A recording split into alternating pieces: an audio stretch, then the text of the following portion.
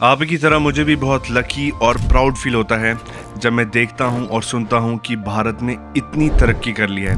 मैं दिल्ली एनसीआर में रहता हूं और यहां मेरा नज़ारा चारों ओर बड़ी बड़ी बिल्डिंग्स, हाईटेक इंफ्रास्ट्रक्चर और मेट्रो से भरा रहता है। ना सिर्फ ये, बड़ी महंगी गाड़ियां, आलिशान मॉल्स, घूमने फिरने की, खाने पीने की वर्ल्ड क्लास जगहें अब हम इंडियंस के लिए आम हो चुकी हैं। आपको ये जान के हैरानी होगी कि दुनिया में नंबर 3 पे इंडिया है बिलियनियर्स के मामले में, सिर्फ अमेरिका और चाइना से पीछे। इंडिया ने बहुत डेवलप्ड देश जैसे कनाडा, ऑस्ट्रेलिया, फ्रांस, जर्मनी, इन सब को भी पीछे छोड़ दिया है बिलियनियर्स की पॉपुलेशन में। और उससे भी ज़्यादा इंटरेस्टिंग फैक्ट ये है कि इंडिया के आधे से ज़्यादा बिलियनियर्स पिछले 10 साल में बने हैं।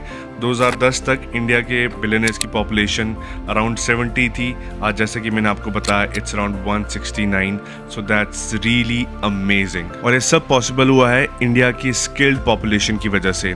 Information and technology, automobile industry, textile industry, pharmaceutical, India की तूती बोलती है दुनिया में इन इंडस्ट्रीज़ में।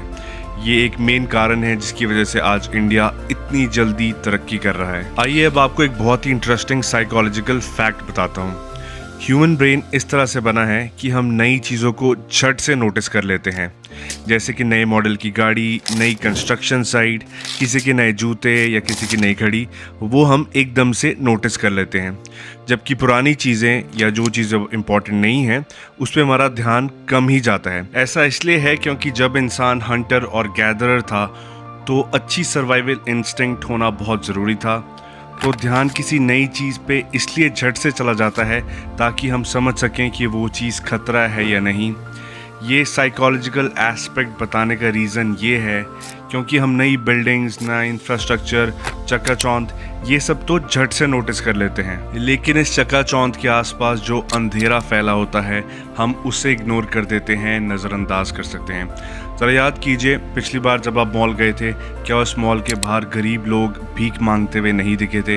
या याद कीजिए जब भी आप ट्रैफिक सिग्नल पे रुकते हैं कि आपसे छोटे बच्चे कुछ मांगने के लिए आपकी खिड़की पे नॉक नहीं करते हैं? ऐसा कैसे हो सकता है कि एक ही देश में इतने सारे अमीर लोग हैं और एक ही देश में इतने सारे गरीब लोग हैं? ये पैराडॉक्स आखिरकार क्यों? तो आइए जानते हैं इस इम्पोर्टेंट क्वेश्चन का आंसर और आप और मैं क्या कर सकते हैं इंडिया की इस सिचुएशन को बदलने के लिए। अब ये समझना मुश्किल नहीं है कि जब किसी चीज़ का ओवर यूज़ होता है तो उस चीज़ के बिगड़ने के चांसेस बढ़ जाते हैं। आप और मैं मिलके अब 1.3 बिलियन हो चुके हैं। इंडिया पॉपुलेशन में दुनिया में नंबर 1 है। जब पॉपुलेशन बढ़ती है तो जो रिसोर्सेज अवेलेबल होते हैं उस पॉपुलेशन को सस्टेन करने के लिए वो कम पड़ने लगते हैं, और जब रिसोर्सेज कम होते हैं तो कंपटीशन बढ़ता है, और जब कंपटीशन होगा तो कोई जीतेगा और कोई हारेगा। दोस्तों आइए आपको एक रिपोर्ट के बारे में बताता हूँ। हाँ, आप सोच रहे होंगे ये रिपोर्ट कहाँ से आ गई बीच में। चिंता मत कीजिए, बस 2 मिनट दीजिए, सब पता चल जाएगा।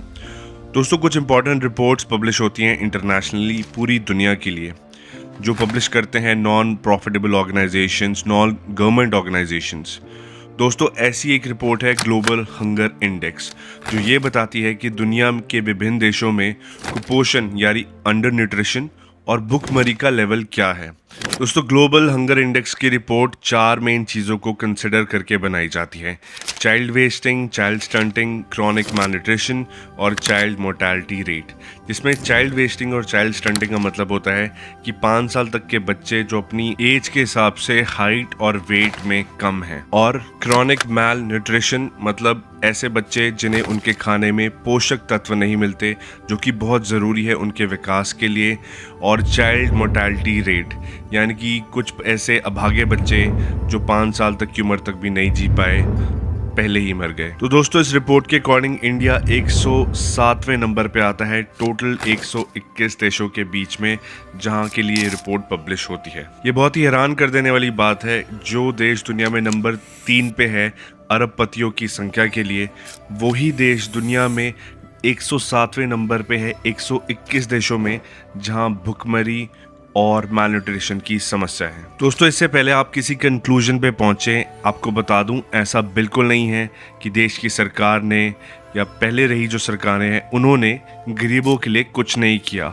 बहुत सारी पॉलिसीज़ हैं, बहुत सारे प्रोग्राम्स हैं, बहुत सारी स्कीम्स हैं, गवर्नमेंट वेलफेयर प्रोग्राम्स हैं और आए दिन नई पॉलिसीज़, नई स्कीम्स निकाली जाती हैं गरीबों की मदद करने के लिए, उन्हें अपलिफ्ट करने के लिए। तो प्रॉब्लम है कहाँ?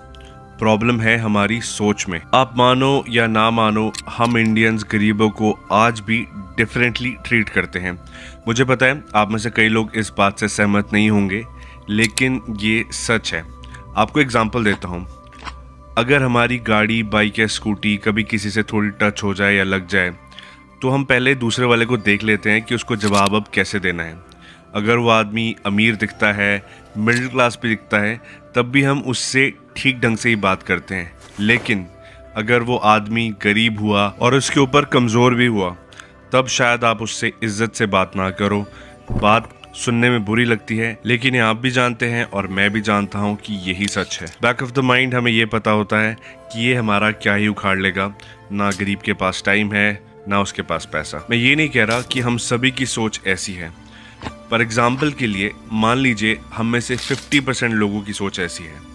अब उन 50% लोगों में से, जो कि देश की आधी जनता हुई, उन 50% लोगों में से काफ़ी लोग गवर्नमेंट जॉब्स भी करते होंगे और स्पेसिफिकली उन डिपार्टमेंट्स में, उन रीजन्स में जॉब करते होंगे जो गवर्नमेंट की वेलफेयर पॉलिसीज़ को इम्प्लीमेंट करते हैं।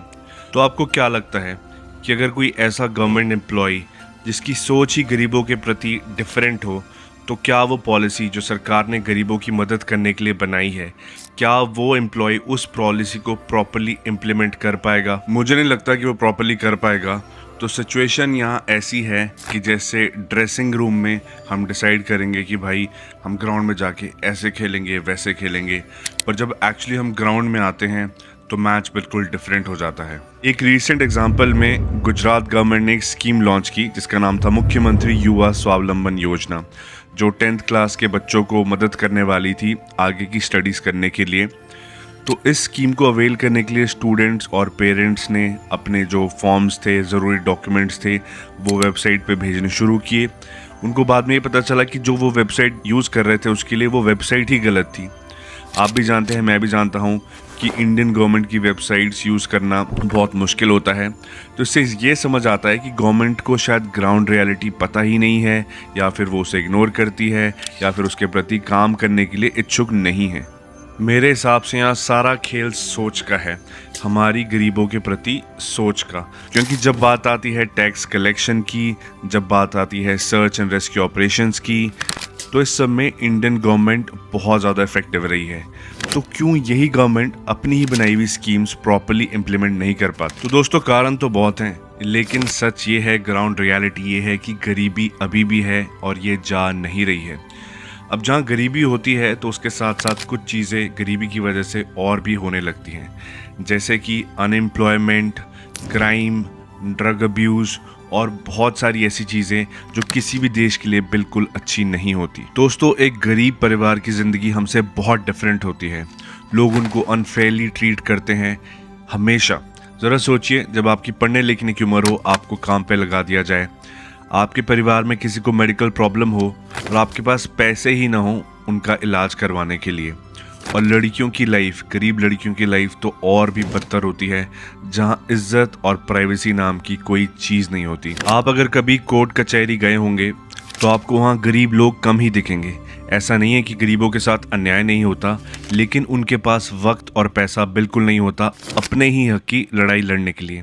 ऐसे माहौल में जहाँ लोगों ने इज्जत, प्यार जैसी चीज़ें तो दूर, बल्कि नॉर्मल तरीके से बात भी नहीं करते, वहाँ वो होपलेस, फ्रस्ट्रेशन और डिप्रेशन भरी लाइफ जीते रहते हैं। ये सब अंदर ही अंदर उनको खोखला कर देता है, इतना खोखला कि फिर अच्छा बुरा उनको ज़्यादा मैटर नहीं करता। इसीलिए 90% क्राइम्स जो होते हैं उनमें गरीब लोग शामिल होते हैं। तो ये जो तरक्की हो रही है, क्या ये होलिस्टिक है? जब तक हमारी सोच गरीबों के प्रति नहीं बदलेगी, तब तक चाहे हम जितनी भी स्कीम्स या पॉलिसी बना लें, कुछ फ़र्क नहीं पड़ने वाला। हमें ये समझना ही होगा कि गरीब लोग वक्त के मारे हैं, ना कि किसी दूसरी प्रजाति के लोग जिन्हें हम अपनी सोसाइटी में शामिल नहीं कर सकते। तो आप और मैं क्या कर सकते हैं गरीबों को डायरेक्टली और इनडायरेक्टली मदद करने के लिए? देखो, मैं ना यहाँ बहुत प्रैक्टिकल सजेशन दूंगा। मैं चाहूँ तो यहाँ ChatGPT से पढ़ के स्टेप्स बता दूँ और वीडियो को एंड कर दूँ, बट ChatGPT तो आप भी यूज़ करते हैं। तो मैं आपसे विनम्रता से एक रिक्वेस्ट करना चाहता हूँ कि आप बस गरीबों की तरफ अपनी सोच बदल लें। मुझे पता है किसी बहुत गरीब इंसान से बात करते हुए कंफर्टेबल फील नहीं होता, और ये भी सच है कि वो इम्पल्सिव और मिसबिहेव्ड होते हैं, लेकिन जब भी हो सके उनसे पोलाइटली बात कीजिए। वो परिस्थितियों के मारे हैं, उनके बार बार एक्सप्लॉयटेशन के कारण अब वो ऐसे बन चुके हैं। ये समझिए कि वो भी आपकी और मेरी तरह प्यार और इज्जत चाहते हैं, ताकि जब भी वो आपकी आंखों में देखें उन्हें कोई जजमेंटल इंसान ना दिखे, लेकिन एक अंडरस्टैंडिंग इंसान दिखे। फिर उनकी कैसी मदद करनी है वो चीज़ आपको खुद समझ आ जाएगी। और फिर एक ऐसा दिन आएगा कि ग्लोबल हंगर इंडेक्स जैसी रिपोर्ट में इंडिया का नाम ही नहीं होगा भी तो बहुत अच्छी परफॉर्मेंस के लिए होगा।